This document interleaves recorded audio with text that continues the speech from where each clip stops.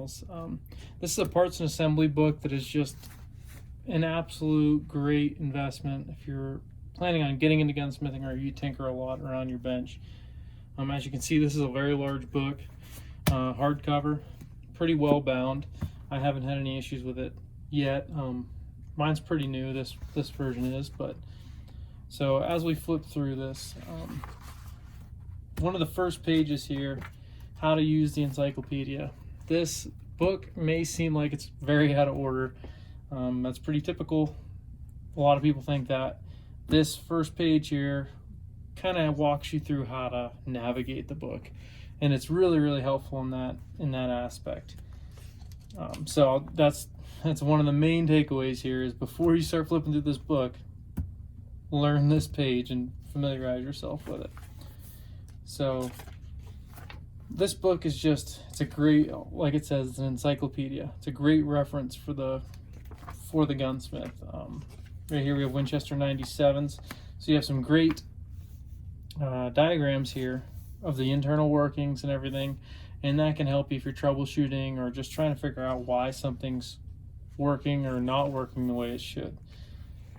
This book is phenomenal when it comes to firearms and models that you won't find disassembly manuals to in current print books. For example, the Remington Model 10 is in here and how to disassemble it. So I'm going to flip through a little bit more here. So here you can see they have actually some specialty tool diagrams and how to make them. So if you're doing certain things for, let's see, this one is the Stevens M520-30. That's a tool to take down the fore-end nut. Right here we have a troubleshooting page. If any of you guys are familiar with Kuhnhausen's books, you'll know that those troubleshooting pages in the middle are just wonderful and they're great resources. Well, here there's different troubleshooting for different guns. So you have this one's kind of centered around pump shotguns. So you have Winchester Model 12, Stevens M520, Stevens M620s. So you have different what the problem is, what the possible solution is.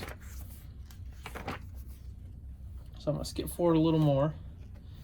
This is a good example of one of the diagrams that I find extremely useful. So this is for an Ithaca Model 37, and it kind of walks you through that whole firing process and the whole cycling process, cycle of operations, if you would.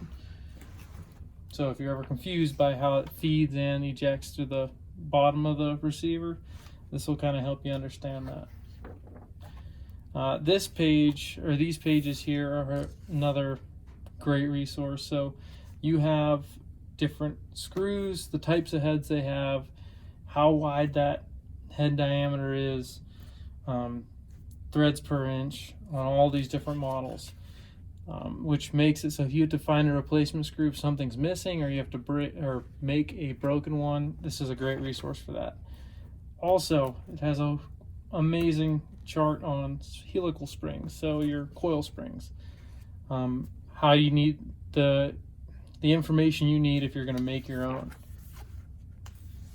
So there's some more diagrams there, more screws, schematics. Let's see,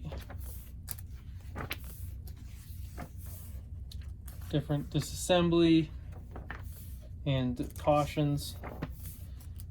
Okay, here's another page that I have marked. So this is a great one showing you a disassembly of the Remington 870 and picture diagrams to go along with it, as well as detailed descriptions for each step. So if you're not familiar with that, it can tell you, it might save you from launching that plunger across the room and spending hours looking for it.